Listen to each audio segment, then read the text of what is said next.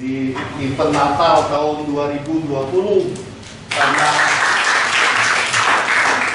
karena lagi masa pandemi, ada peraturan PSBB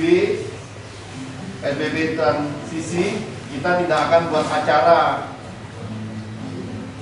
Kakak pernah buat dulu tahun-tahun sebelumnya acara buat kalian, tahun ini tidak ada acara. Tapi karena ini ada keluarga-keluarga dari Tuhan yang hadir, terutama kita mau berterima kasih sama Tuhan, juga berterima kasih buat semua keluarga dalam Tuhan yang sudah memberikan berkatnya, kasihnya, dan doanya buat adik-adik yang ada di panti asuhan. Juga mau berterima kasih buat semua dari yayasan, pengasuh, pemilik yayasan, semua yang sudah mendukung kita sepanjang tahun ini. Kita mau beri kesempatan adik-adik menaikkan pujian buat Tuhan kita Yesus.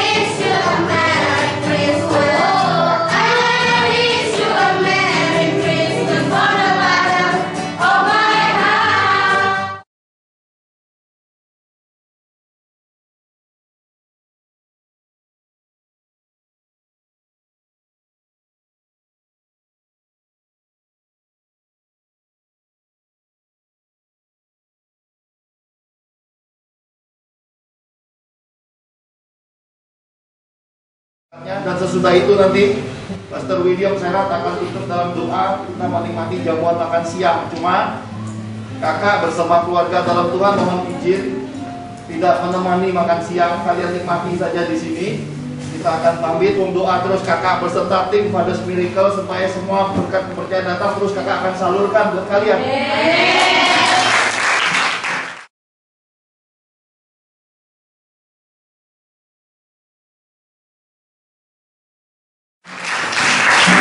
Doa juga buat keluarga-keluarga yang ada di kota-kota lain, karena masa-masa yang dipesan Tuhan di tahun-tahun depan ini juga tidak mudah untuk dilewati. Lewat Fathers Miracle Ministry ini, berkat-berkatnya bisa sampai ke berbagai kota di Indonesia. Mari sama-sama, Tuhan Yesus memberkati.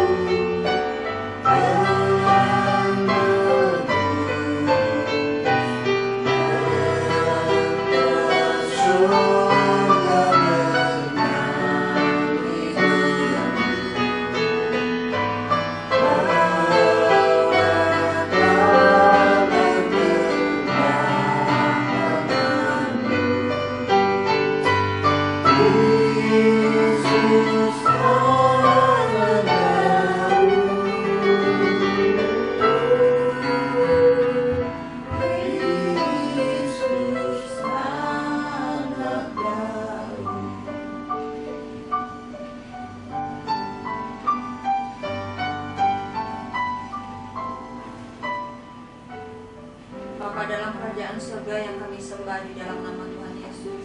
Kami bersyukur untuk kesempatan hari ini Tuhan, di momen-momen Natal yang Kau beri untuk kami semua karena kasih karunia-Mu Tuhan. Berkati dengan kebenaran firman-Mu untuk kami semua Bapa. Berkati kami untuk berkat-berkat Natal agar kami dapat mengerti semua yang Tuhan sampaikan kepada kami. Terima kasih Bapa. Kami bersyukur sebab Tuhan baik di dalam hidup kami, memberkati kami, mengasihi kami, menyertai kami semua. Terima kasih Bapa. Kami mau persembahkan pujian ini bagi semua umat-umat yang mengasihi Tuhan, semua umat-umat yang seiman di dalam Tuhan. Terimalah pujian dan persembahan kami bagi Tuhan Yesus.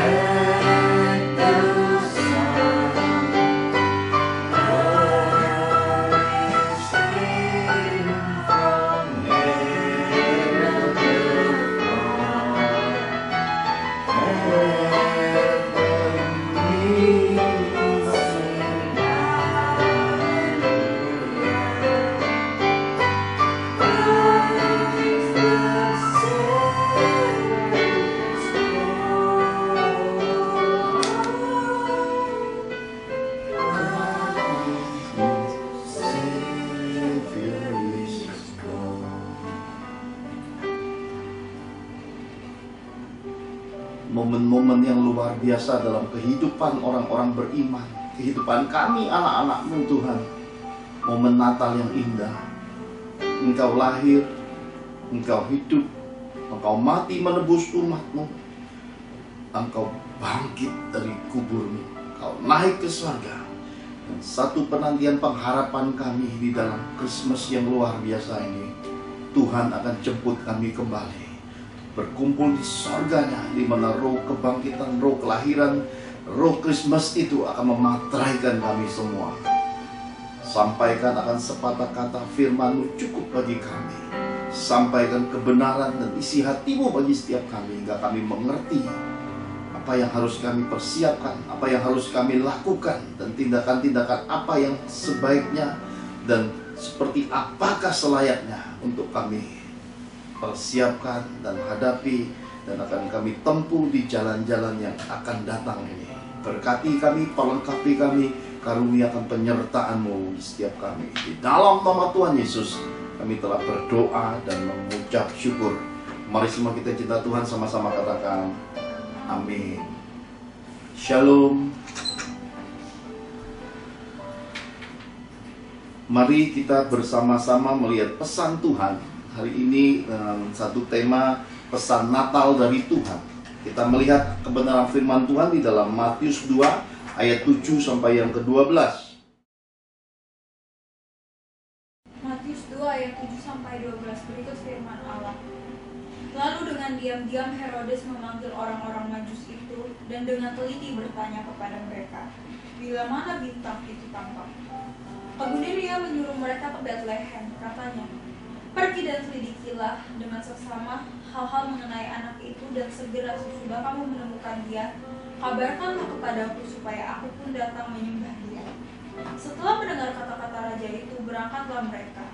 Dan lihatlah, bintang yang mereka lihat di timur itu mendahului mereka hingga tiba dan berhenti di atas tempat di mana anak itu tiba, di mana anak itu berada. Ketika mereka melihat bintang itu, sangat bersukacitalah mereka. Maka masuklah mereka ke dalam rumah itu dan melihat anak itu bersama Maria, ibunya. Lalu sujud menyembah dia. Mereka pun membuka tempat harta bendanya dan mempersembahkan persembahan kepadanya, yaitu emas, kemenyan, dan minyak.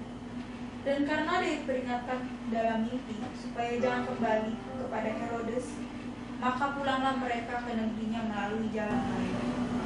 Amin. Saudara-saudara yang terkasih, pesan Natal dari Tuhan yang pertama yaitu ikuti pimpinan Roh Kudus.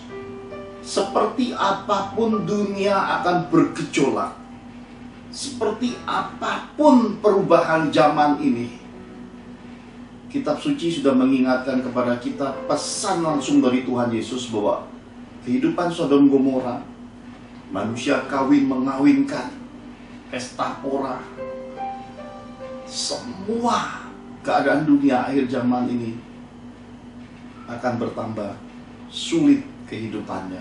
Akan ada banyak hal yang tidak menyenangkan yang akan terjadi. Kita bisa melihat di tahun 2020 ini, bencana penyakit pandemi ini berkepanjangan sepanjang tahun.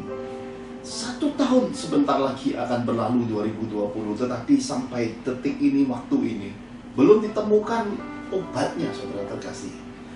Virus corona COVID-19 ini sampai detik ini belum ditemukan obatnya, saudara terkasih. Oleh karena itu, Tuhan mengingatkan kepada kita untuk hidup mulai mengikuti pimpinan Roh Kudusnya. Roh Kudus akan selalu mendasari kehidupan kita dengan firman Tuhan. Karena itu jangan lalai, jangan lengah, jangan merasa letih, jangan jemu-jemu untuk terus membaca firman, merenungkan firman pagi, siang, dan malam. Lakukan firman Tuhan setiap hari, saudara. Karena itu, saudara terkasih, pada kesempatan yang luar biasa ini, izinkan saya ingin berbagi pesan Tuhan lewat sebuah mimpi yang disampaikan ke Bu Angel. Bu Angel akan menyampaikannya secara langsung. Dan ini bukan suatu kebetulan ketika momen Christmas, momen Natal 2020 ini Tuhan terus mengulang-ulang cerita orang-orang Majus. Kita tidak fokus kepada emas, kemenyan dan murnya. Kita tidak fokus dengan dunia magicnya. tidak fokus juga dua bintang lahiriahnya, tapi kita fokus pesan rohani, pesan Tuhan di baliknya, saudara. Mari kita dengarkan sama-sama. Bu Angel, silakan.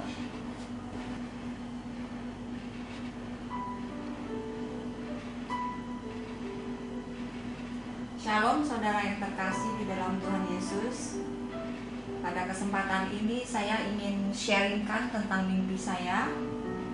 Beberapa hari yang lalu saya diberi mimpi. Di dalam mimpi itu saya, Pastor Johan bersama anak-anak sedang dalam mengantri untuk memasuki sebuah kapal laut.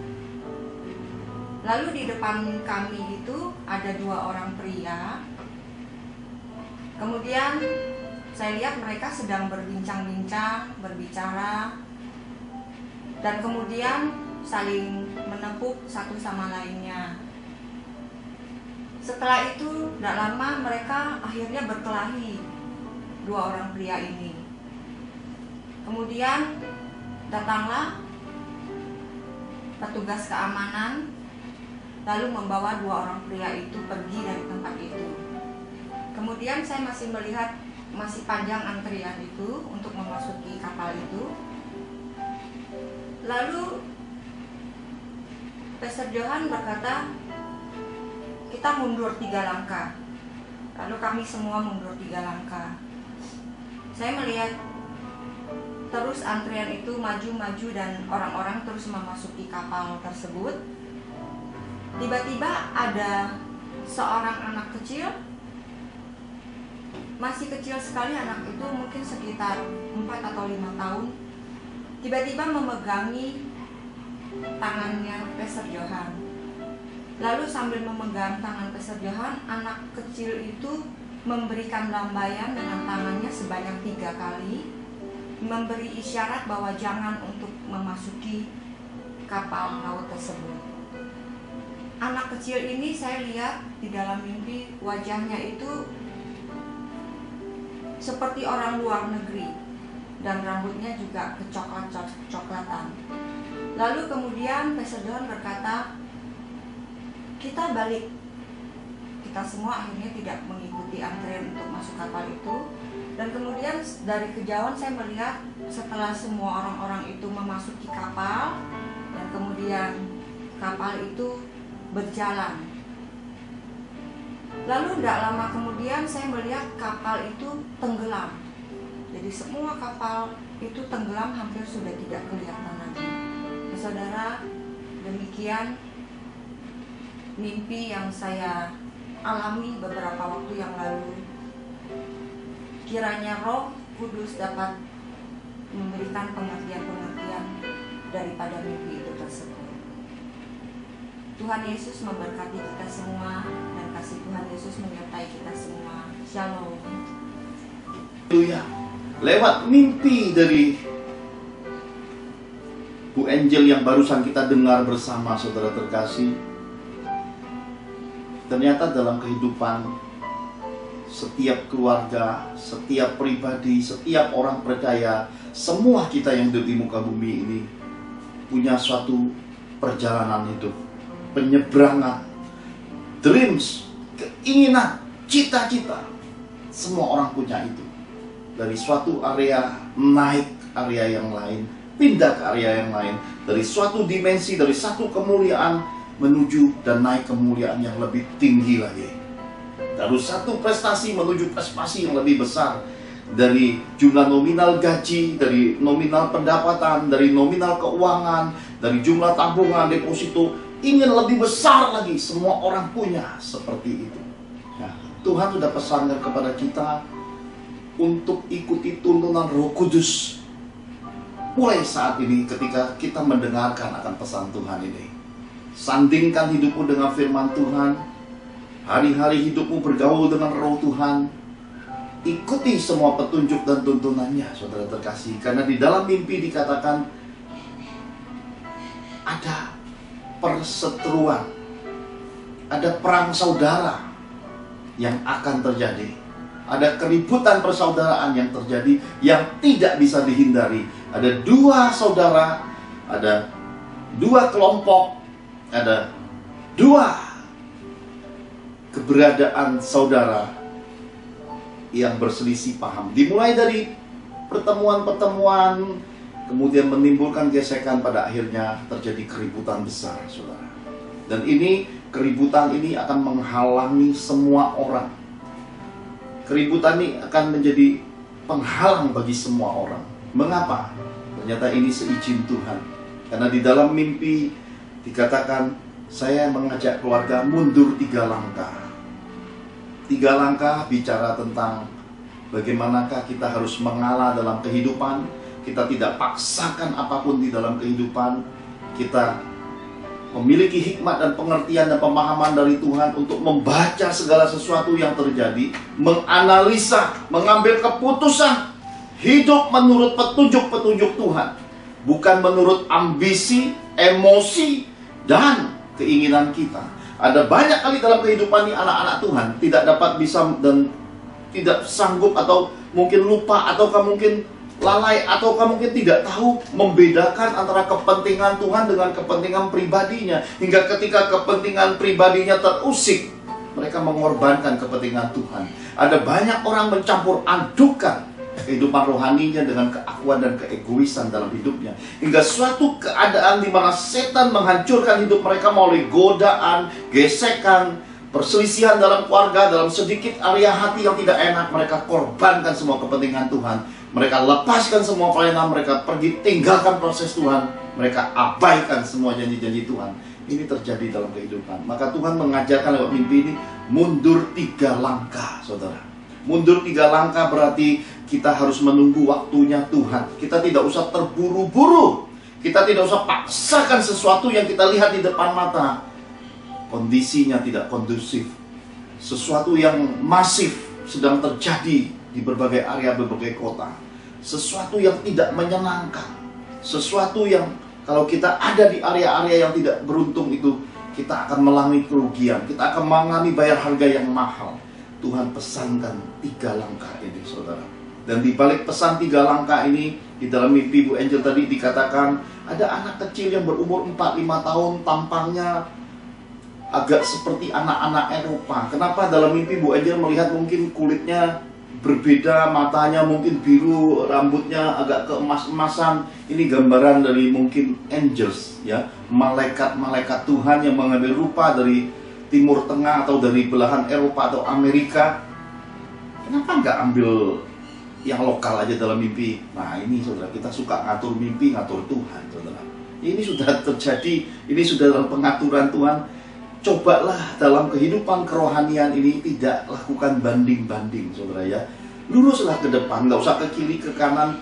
Belajarlah untuk melihat segala sesuatu, menguji segala sesuatu, menerapkan, memutuskan, dan mempraktekkan segala sesuatu, menikmati buahnya, mengecap kebenarannya, dan kemudian jadi saluran berkat Tuhan bagi banyak orang di muka bumi ini. Apa yang terjadi?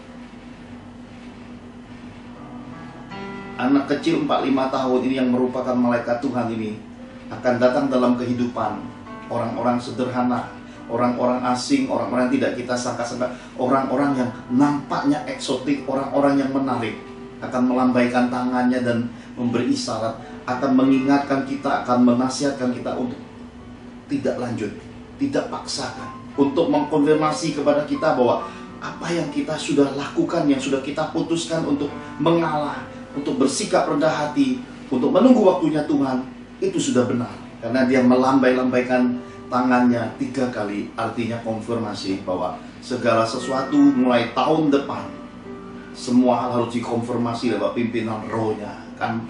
Akan ada pelayanan-pelayanan malaikat mulai tahun-tahun depan. Karena seperti yang sudah saya sampaikan pesan Tuhan sepanjang bulan November, Desember, pesan-pesan tentang masa kesukaran yang akan datang di muka bumi ini, tentang keteladanan anak tukang kayu, bagaimanakah semua orang punya kesulitan, tentang pesan Tuhan akan terjadinya keajaiban-keajaiban mulai tahun 2021, tentang pelayanan harus kita terapkan mulai tahun-tahun depan. Ini terus Tuhan sempurnakan pesannya hingga menuju titik tutup tahun dan buka tahun 2021 nanti. Jadi saudara, seiring mimpi Bu Angel ini, Di bagian akhir mimpi, Bu Angel masih diberi Tuhan kesempatan melihat. Bukan hanya persoalan perang saudara, pertengkaran saudara di dalam mimpi itu, ternyata semua itu seizin Tuhan. Dan dengan penuh kepastian saya boleh mengatakan bahwa kalau Tuhan izinkan sesuatu yang tidak baik terjadi di depan matamu, itu peringatan dari Tuhan, itu teguran dari Tuhan, itu hal yang harus segera kita pahami bahwa Tuhan tidak ingin kita paksakan segala sesuatunya, harus menurut petunjuk-petunjuk rohnya, menunggu momen kairos dan waktunya Tuhan. Dan sebentar sesaat saudara akan melihat konfirmasi, Bu Angel melihat kapal itu tenggelam, saudara. Jadi ada banyak hal berharga dalam hidup kita, harus kita kelola dengan petunjuk-petunjuk roh. Tuntunan Roh Kudus akan membawa kita mencapai keberhasilan. Jadi dalam hidup ini, bawa benih saja tidak cukup. Hidup sebagai orang yang punya uang, banyak materi, punya jabatan tinggi saja tidak cukup. Karena ada banyak di dalam kehidupan ini, orang punya materi, punya uang, punya kedudukan, tapi tidak punya kebahagiaan hidup. Bahkan saya baru-baru ini berjumpa dengan keluarga-keluarga dalam Tuhan, saudara terkasih.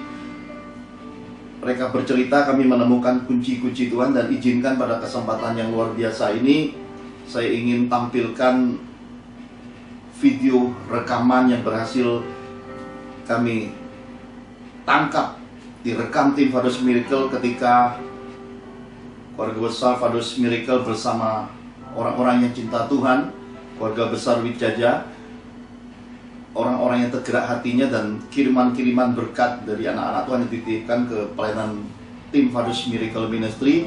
Kami bawa ke suatu tempat, di sana kapasitasnya sekitar 86 anak yatim piatu dengan pengasuh, dan kakak-kakaknya ada 100-an orang. Jadi ada banyak taburan yang dibawa. Bahkan Tuhan memerintahkan saya untuk menggerakkan Bu Angel menabur buku The Invisible.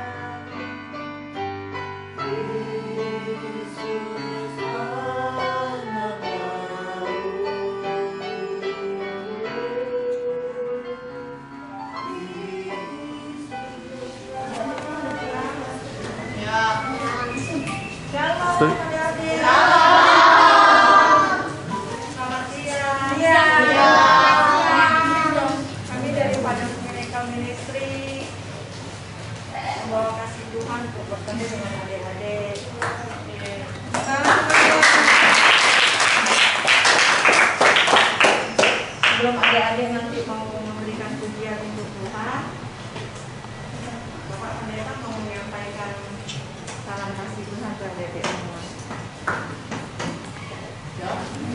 Dukung doa terus kakak beserta tim Fathers Miracle supaya semua berkat kepercayaan datang terus kakak akan salurkan buat kalian. Dukung doa juga buat keluarga-keluarga yang ada di kota-kota lain, karena masa-masa yang dipesan Tuhan di tahun-tahun depan ini juga tidak mudah untuk dilewati. Lewat Fathers Miracle Ministry ini, berkat-berkatnya bisa sampai ke berbagai kota di Indonesia. Mari sama-sama, Tuhan Yesus memberkati.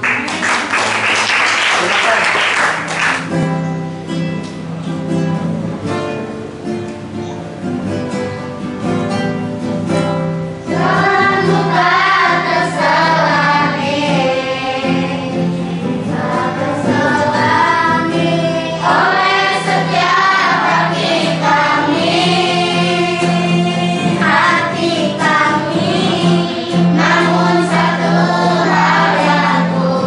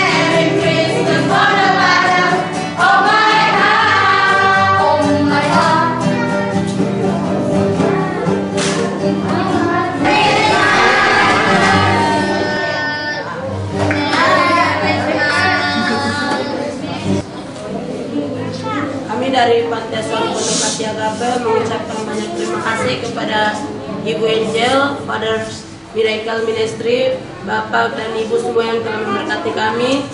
Spesial terima kasih juga buat Pastor Johan, Pastor William, Pak Hadi dan keluarga di Kanada. Kami semua berdoa Tuhan Yesus memberkati berlimpah-limpah, dan tak lupakan kami mengucapkan selamat hari Natal. Tuhan Yesus memberkati. Dalam doa. Tuhan Yesus, terima kasih atas kesempatan dan kepercayaan yang telah Engkau berikan kepada kami untuk berbagi kasih di momen Natal pada tahun ini, Tuhan. Tuhan Yesus berkati dan pelihara adik-adik yang ada di Panti Asuhan Agape ini, dan Tuhan Yesus juga berkati pengasuh-pengasuh yang ada di Panti Asuhan ini. Tuhan Yesus juga berkatilah bapak-bapak dan ibu-ibu yang telah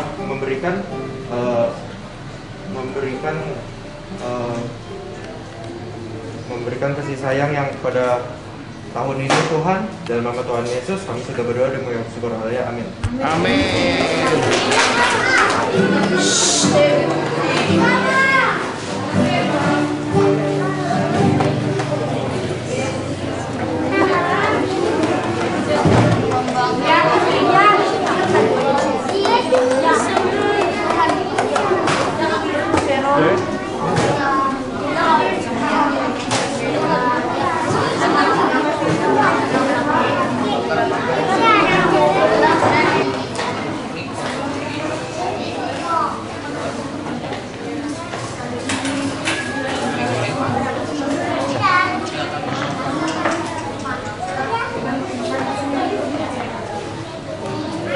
Yatim piatu pun bacaannya levelnya orang-orang dewasa rohani, saudara. Usia boleh kecil, bacaannya luar biasa di momen Natal ini, saudara. Di musim pandemi ini, Tuhan ingin mengincrease, ingin meningkatkan, ingin menambah kualitas iman anak-anaknya, hingga bacaannya pun bukan bacaan biasa, The Invisible, saudara. Buku yang saya tulis 12 tahun lamanya yang baru rilis di tahun 2020 ini, diberkati ke anak-anak itu sejumlah 100 buku lebih. Kemudian juga dibawa perbekalan makanan yang saya percaya sesuai dengan pesan Tuhan. Dan setiap hari anak-anak yatim piatu, saudara-saudara kita, adik-adik kita yang masih kecil itu bisa menikmati daging, menikmati makanan enak, saudara. Tapi kan ada momen dari Tuhan, dibawa juga berkat jamuan makan. Saya melihat juga ada perbekalan Indomie, beras, minyak, kecap, gula, wah, perlengkapan makan, piring, sendok, ya, banyak sekali perlengkapan-perlengkapan yang dibawa tim Father Miracle bersama orang-orang yang cipta Tuhan dan orang-orang yang sudah menitipkan berkat-berkat ini. Kami ingin laporkan bahwa semua berkat ini sudah sampai. Bahkan dalam perjalanan beberapa waktu ini Tuhan telah pesankan ke saya sebisa mungkin mengambil momen untuk singgah ke beberapa tempat lagi, panti-panti asuhan dan juga panti-panti jompo, dan harus ikuti protokol pemerintah. Jaga jarak, mencuci tangan, artinya kita harus selalu siaga, waspada terhadap jangkitan virus corona COVID-19 ini, dan tak lupa mengenakan masker, saudara. Dan saya berkata ini kerendahan hati tahun ini. Kenapa? Ketika direkam kita semua pakai masker, enggak kelihatan siapa-siapa, saudara. Biar yang kelihatan hanya Yesus Kristus yang dipuji, yang disembah, yang dimuliakan dalam kehidupan ini. Saya juga teringat, ya, ketika putra bungsu saya, William Seret, berkata, "Pak, celanaku kedodoran," ya, saudara, ya. Ukuran celana dia yang lama itu 43-44, ya. 43-44, kalau saudara buka itu kayak sarung lebarnya, saudara. Dan sudah saya ceritakan, saksikan beberapa khotbah-khotbah sebelumnya, saudara bisa akses. Semasa pandemi ini, ya, buah jatuh jauh dari pohon, ya, sedikit bermegah sebagai seorang papa. Karena saya juga masa mudanya aktif berolahraga, ya, sangat senang dengan yang namanya olah tubuh, ya, saudara, ya. Keringetan tuh menyenangkan. William Seret tuh bisa berolahraga, rajin naik sepeda, saudara. Rajin naik sepeda, ya. kemudian juga jaga makannya, dia diet juga, makan secukupnya. Biasanya kan makan sebanyak-banyaknya, sekarang seefektif-efektifnya, saudara ya. Bobot badannya turun 30 kilo lebih, celananya melorot juga, akhirnya menciut celananya jadi ukuran 36. Nah, pada kesempatan yang luar biasa, sesuai pimpinan Roh Kudus, sesuai juga permintaan William Sherat, Pak, aku pengen punya celana pendek, celana jean, karena yang lain semua udah kendor, udah kedodoran. Maka Tuhan menggerakkan saya ajak Bu Angel pergi ke sebuah tempat perbelanjaan, yaitu ITC Cempaka Mas. Lalu saya bertanya pada Tuhan, di manakah hambamu ini harus membeli celana untuk anak kesayanganmu itu Tuhan? Lalu Tuhan menuntun kaki saya menjumpai sebuah toko yang dijagai seorang yang sudah cukup berusia, seorang bapak-bapak duduk melihat saya. Mau belanja apa, Pak? Katanya. Sebentar kemudian dia berkata, belanjalah kok. Nah, daripada saya bercerita panjang lebar, kalau saya tidak keliru sempat saya rekam ya. Karena saya terharu dengan tuntunan Roh Kudus. Tidak ada cerita apa-apa di baliknya, hanya sebuah tuntunan Roh Kudus bahwa ketika kita masuki dunia tuntunan Tuhan, kita akan berada pada area-area jadi berkat bagi banyak orang. Melampaui suku, kaum, bahasa, dan perbedaan kepercayaan maupun agama, kita jadi berkat di muka bumi ini. Ini baru kok nih mau pelaris nih. Ini toko jual jin nih. Iya, toko jin. Toko jin apa namanya dah? Alpati.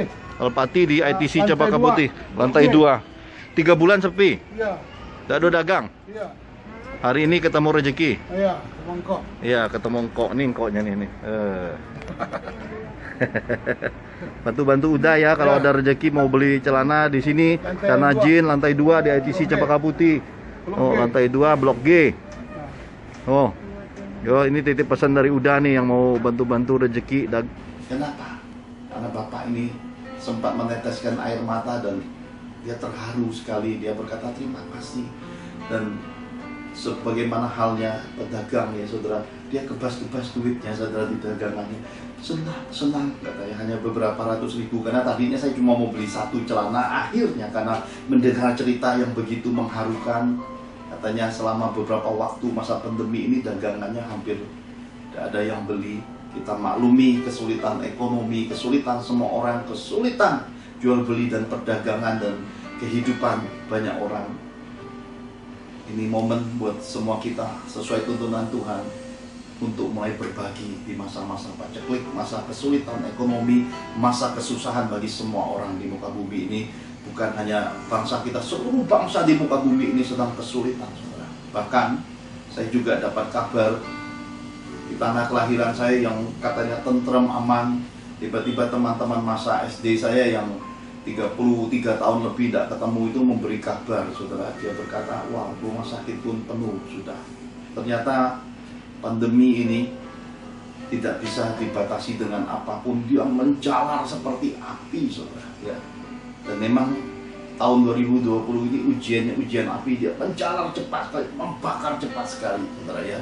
Dan tadinya teman-teman saya juga berkata, teman-teman SD ini dulu dengar cerita orang yang kena tuh jauh-jauh. Sekarang ini yang sekitar kita, teman-teman gereja, tetangga. Jadi jaraknya sudah dekat. Kitab suci berkata, berjaga-jagalah dan berdoalah, sebab kamu tidak tahu kapan dan waktu dan saatnya anak manusia itu datang. Yesus akan datang dalam skala rapture besar-besaran, ataukah dia datang menjemput pribadi dalam kehidupan ini. Karena itu kita harus siap sedia, saudara. Puji Tuhan. Silakan Bapak Ibu yang terkasih dalam Tuhan melihat secara langsung cuplikannya, dan lihatlah bagaimanakah seharusnya hari ini barang siapa punya, hendaklah dia juga menaburkan kasih, kebaikan, menabur benih di dalam kehidupan, supaya baginya dia mengumpulkan harta di sorga untuk kehidupan, untuk janji-janji Tuhan, untuk hal-hal yang akan datang. Haleluya. Mari kita lihat bagian yang kedua dan bagian yang terakhir. Lukas 1 ayat 39 sampai 45. Lukas 1 ayat 39 sampai 45. Beberapa waktu kemudian, berangkatlah Maria dan langsung berjalan ke pegunungan menuju sebuah kota di Yehuda. Di situ ia masuk ke rumah Zakaria dan memberi salam kepada Elisabet. Dan ketika Elisabet mendengar salam Maria, melonjaklah anak yang ada di dalam rahimnya, dan Elisabet pun penuh dengan Roh Kudus. Lalu berseru dengan suara nyaring, "Diberkatilah engkau di antara semua perempuan, dan diberkatilah buah rahimmu. Siapakah aku ini sampai ibu Tuhanku datang mengunjungi aku? Sebab sesungguhnya ketika salammu sampai kepada telingaku, anak yang di dalam rahimku melonjak kegirangan. Dan berbahagialah ia yang telah percaya, sebab apa yang dikatakan kepadanya dari Tuhan akan terlaksana. Amin." Amin. Saudara terkasih, dikatakan melonjaklah anak yang di dalam kandungan Elisabet, dan Elisabet pun penuh dengan Roh Kudus. Jadi dalam kandungan Yesus adalah Roh Kudus. Roh Kudus ini sekali mengucapkan salam, langsung saudara impartasi kepenuhan roh terjadi. Salam bagimu semua saudara-saudara terkasih pada momen Natal ini. Terima Roh Kudus. Penuhlah kamu dengan Roh Kudus. Diberkatilah kamu, dipulihkan dan disembuhkan di dalam nama Tuhan Yesus. Pesan Natal dari Tuhan yang kedua, apapun dreams dalam hidupmu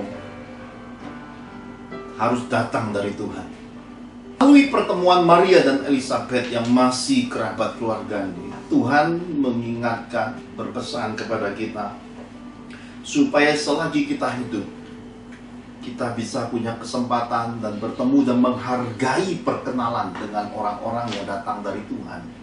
Orang-orang yang punya visi dari Tuhan, orang-orang yang mau sharing tentang Tuhan, orang-orang yang memberi masukan, nasihat yang berharga dalam hidup kita, orang-orang yang memberi budi buat hidup kita dari Tuhan.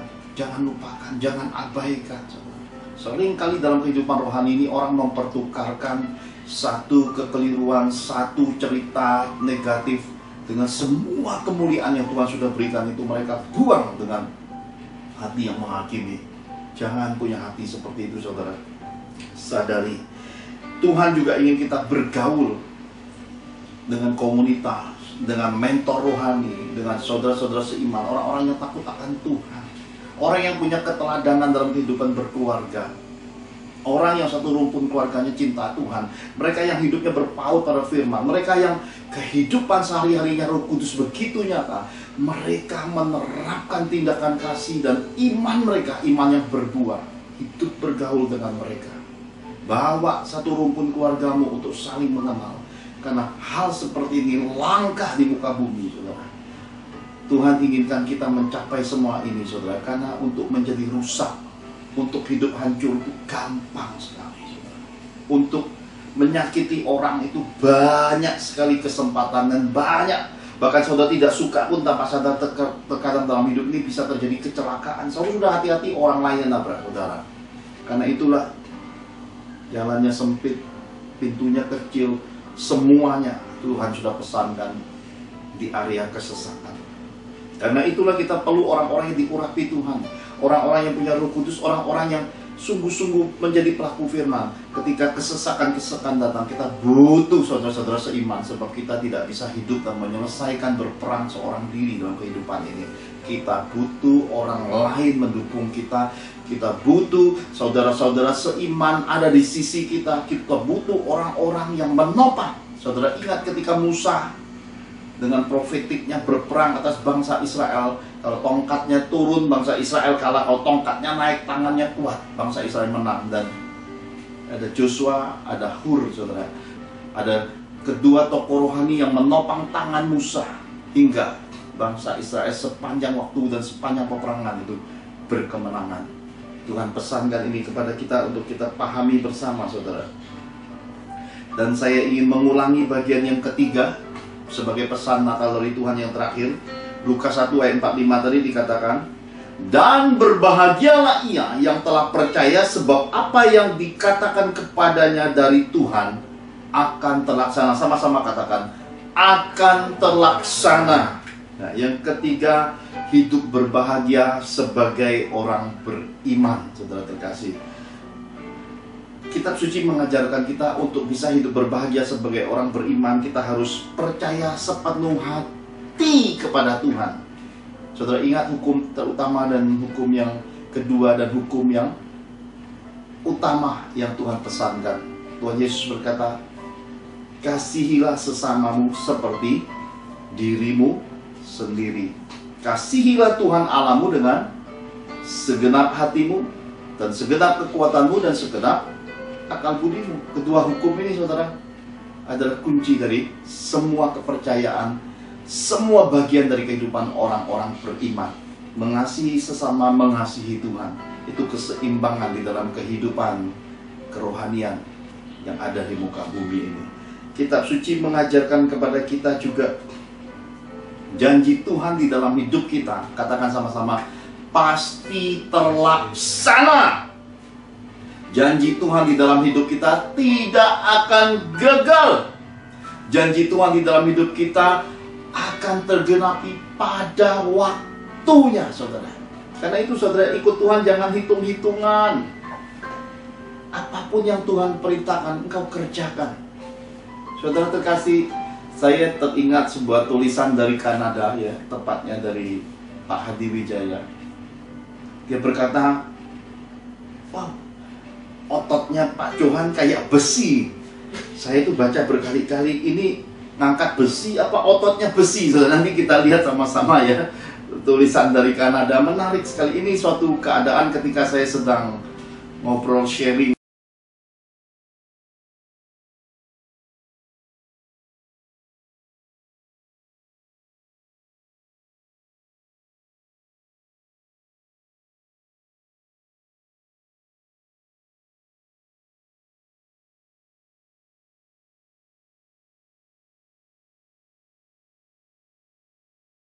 WA dengan Pak Hadi Wijaya ini, saya kirimkan sebuah foto, sebuah keadaan di mana selama 9 tahun ini pada akhirnya anak-anak saya mengubah, mentransformasi rumah kami ini. Rumah ini tidak pernah terjadi perubahan apapun semasa istri saya masih hidup, istri meninggal dunia sampai hari ini.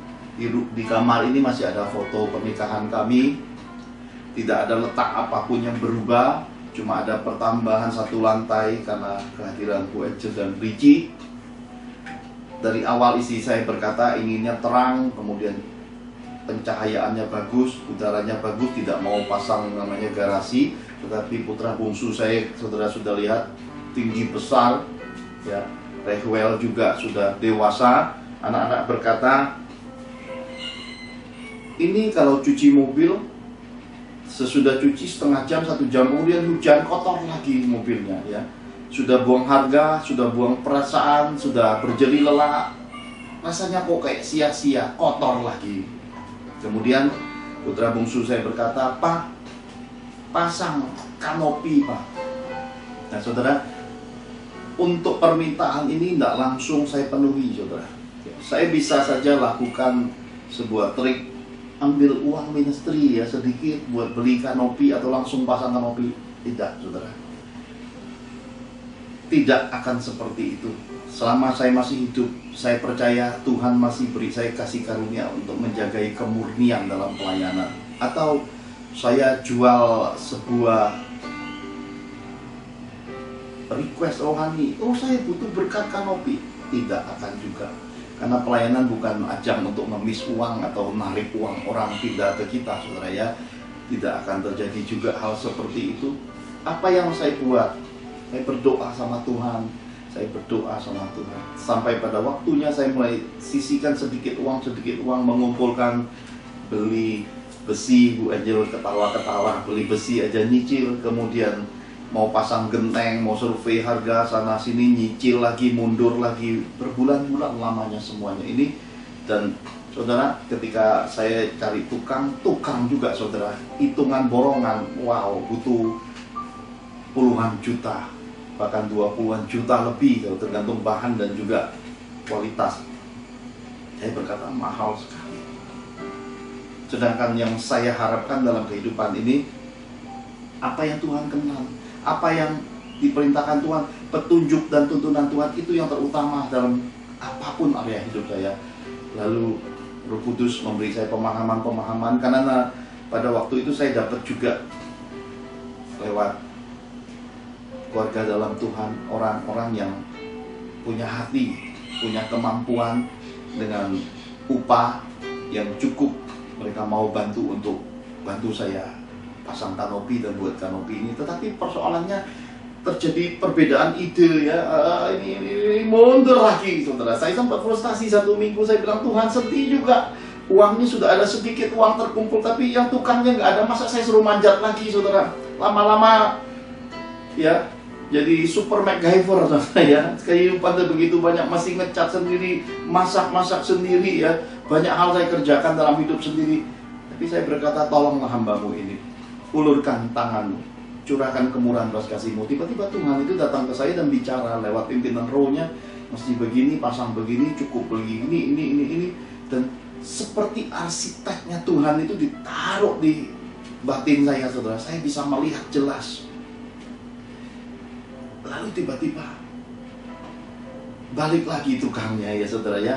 Nanti fotonya juga saya publish, saudara lihat siapa tukangnya yang sangat unik, saudara. Menurut Adrianus katanya kalau diajak ngomong nggak bisa dengar, tapi kalau ngomongin jelek tentang dia langsung satu kata aja dia bisa noleh, saudara ya. Ada keunikan pada tukang ini, orang yang luar biasa, saudara. Dan kali ini dia diutus Tuhan seorang diri bersama saya, jadi ngerjain kanopi rumah ini ya. Saya beli bahan sendiri, ngerjainnya berdua ya. Saya itu ikut manjat naik tangga, saya begitu lihat di bawah goyang-goyang. Dan waktu ngangkat kanopi itu saya mesti minta tolong anak-anak sampai Ricci ya, Serat semua harus terlibat, dan ini beratnya minta ampun. Dan efeknya sesudah pasang kanopi malam itu tulang saya ngilu semua, persendian tangan, punggung, kaki ngilu, jalan itu ya seperti orang habis KKR 4 hari 4 malam, saudara ya. Waduh, saudara, berat sekali. Dan puji Tuhan, dengan uang yang kecil, seadanya, sederhana, saya berhasil bersama tukang tadi berdua dengan bantuan anak-anak keluarga. Bahkan ketika terjadi proses mengecat, semua terlibat. Bu Angel ya, Bu Ricci ya, Serat, papa saya, semua ikut terlibat ngecat. Bahkan ada security kami melihat kami ngecat, nggak tahan ikut bantu ngecat juga, saudara ya, ngecat besinya. Jadi saya berkata, inilah kehidupan. Kenapa gotong royong itu penting, kenapa kebersamaan itu penting, kenapa sepakat unity itu penting. Karena semua hal dan beban dan persoalan jadi ringan ketika hati kita satu ya. Kitab suci mengajarkan kita sehati, sepikir, satu tujuan, satu roh ya. Ini Tuhan pesankan bagi kita. Karena itu, saudara, apa yang saya kerjakan, saya berkata, saya berbahagia hidup sebagai anak Tuhan, sebagai orang yang dikasihi Tuhan. Saya melihat karya Tuhan begitu luar biasa. Kenapa, saudara? Karena sesuatu yang luar biasa dalam hidup ini adalah berkat dan kebaikan dan anugerah Tuhan semata. Dan ketika kanopi itu dipasang terhalang dengan pohon mangga ya, rasanya sedih sekali melihat dahan pohon mangga terus ditebang. Seakan-akan sukacita saya ikut tertebang. Dan saya ingat Tuhan memberi otoritas pada Adam Hawa, memberi otoritas pada ciptaannya yang semula. Adam gambaran dari lahiria, yang akan datang adalah Adam rohani, yaitu Yesus Kristus, yang sulung dari semua yang sulung. Dia tersulung dalam kekristenan ini. Otoritas itu saya berkata, hei pohon mangga, dahanmu akan ditebang ya, jangan sedih. Ini untuk kepentingan sesuatu yang baru. Sebab hidup ini bergerak, akan ada perubahan. Kita tidak bisa harapkan semua hal statis, nyaman. Semua hal akan bergerak. Sebisa mungkin hanya yang memang tidak bisa lagi dipilih baru ditebang. Ditebang dulu, pelak, saudara ya. Dan ketika sudah selesai, saya melihat ada suatu hal yang menarik, yaitu getah pohon mangga itu tidak keluar banyak. Biasanya kalau tebang keluar getahnya sampai kadang-kadang warnanya seperti darah ya. Karena papa saya berapa kali tebang tanpa saya tahu. Saya sedih juga lihat, tapi ya sudah, satu sisi sayang tumbuhan, satu sisi sayang orang tua. di atas segalanya lebih sayang Tuhan, saudara ya. Jadi hidup ini harus mengerti skala prioritas. Inilah yang menjadi pesan Tuhan, supaya kalau saudara ingin mencapai kebahagiaan hidup, saudara harus tahu skala prioritas. Jangan bahagiakan orang di luar sana sebelum keluargamu bahagia, ya. Jangan coba jadi pahlawan kesiangan, kesana kemari, sedangkan di rumah kelaparan, di rumah melarat, mereka nggak lihat contoh keteladanan, mereka tidak menemukan Tuhan di dalam hidupmu. Kemudian kau demikian rohaninya, seperti sepasang suami istri kemarin berkata pada saya, dua hal sebagai pertanyaan dan jawaban. Yang pertama, dia berkata, Pak Johan, saya bertanya, apakah mereka oknum-oknum rohani yang sudah buat dosa yang demikian fatal itu nggak malu berdiri di mimbar Tuhan ngomong lagi tentang Tuhan? Bagian ini saya tidak jawab, saya kembalikan kepada semua umat Tuhan. Sudah saya pesankan berkali-kali tentang firman Tuhan. Saudara harus gali pribadi, rohnya saudara harus bergaul. Dan untuk pembimbing rohani, mentor rohani saudara, bibit bobot bebeknya saudara harus uji, tahu dekat, dan mendalami keluarganya, ngerti siapa keluarganya, dan lihat bagaimana mereka mengelola keuangan. Saudara sendiri yang harus tahu. Bagian ini saya tidak bisa ikut andil, karena sesama kondektur, sesama bis rohani tidak boleh saling mendahului, ya, karena jurusannya masing-masing. Bagian ini saya nggak jawab. Kemudian bagian yang kedua, dia bertanya, dia berkata begini, Pak Johan, boleh enggak kalau persepuluhan, nah ini saudara bicara duit nih, saudara sensitif, tapi karena Pak Johan paling nggak ada ikatan apa-apa dan tidak punya perasaan apa-apa, saya akan bicara pada koridor hukum Tuhan yang murni. Persepuluhan tuh boleh nggak sih kita salurkan, kasih ke yatim, kasih ke orang jalanan, kasih buat amal? Saya menjawabnya, tidak ada jawaban. Loh, kok nggak ada jawaban Pak Johan? Iya, kalau menurut hati manusia, manusia yang ngatur. Tapi jawabannya ada di dalam firman, ya. Kalau kita pakai jawaban manusia, kita tidak akan temukan jawaban, karena semua orang punya jawabannya masing-masing, pandangan masing-masing. Tapi firman adalah jawaban yang sesungguhnya. Kembalikan pengelolaan persepuluhan itu kembali menurut firman Tuhan.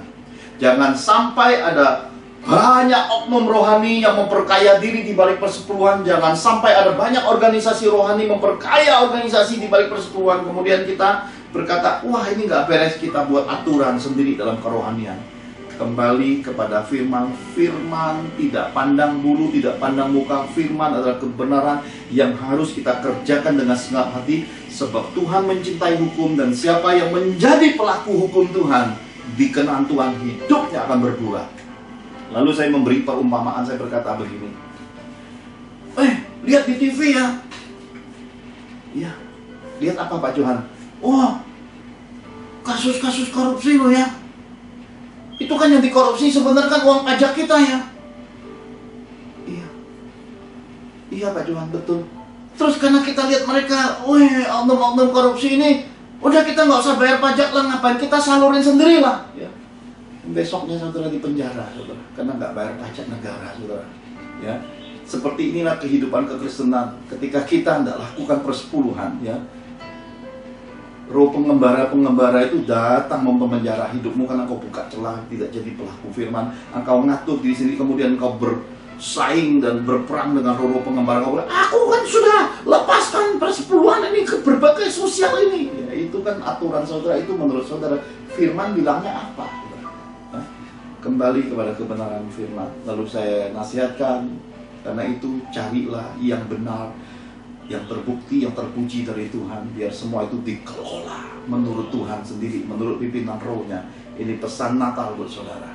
Jadi tidak perlu diperdebatkan. Barang siapa mendengar suara roh, baiklah yang mentaatinya, dan siapa yang taat kepada Tuhan, baiklah hidupnya berbuah-buah, berbuah-buah seperti mata air, dan kebaikan Tuhan bisa dikecap lewat hidupnya yang berbuah, dan satu rumpun keluarganya jadi berkat di muka bumi ini. Saudara, sebagai bagian akhir pada momen Natal yang luar biasa ini, anak-anak saya satu rumpun keluarga, Rehwell, Serat, Ricci, Bu Angel, dan satu rumpun keluarga Father's Miracle sudah menaikkan pujian Silent Night, kemudian Malam Kudus. Biarlah pujian ini sebagai bagian penutup. Saya akan putarkan ulang, kita nyanyikan. Sebelumnya mari kita berdoa. Sudah kita berdoa, Pastor William Serat akan tutup di dalam doa berkat Natal. Saudara, haleluya. Engkau melihat kami anak-anakmu yang mendengarkan akan pesanmu, pesan Natal dari Tuhan langsung. Ajarkan kami untuk taat padamu, untuk hidup murni benar kepadamu. Ajarkan kepada kami pemahaman pengertian dengan hikmat yang benar daripadamu, hingga kami mengenal Engkau secara benar, hingga kami tidak terombang-ambing oleh pengajaran-pengajaran rohani, oleh berbagai hal-hal yang menyedihkan dalam kehidupan, oleh berbagai kasus-kasus dalam kerohanian. Ajar kami hidup lurus. Kami dan sisi keluarga kami akan terus beribadah kepada Tuhan, mencari Tuhan dengan segenap hati, mengasihi Tuhan dan menjadi berkat di muka bumi, dan tidak pernah lalai untuk berbuat baik dalam kehidupan.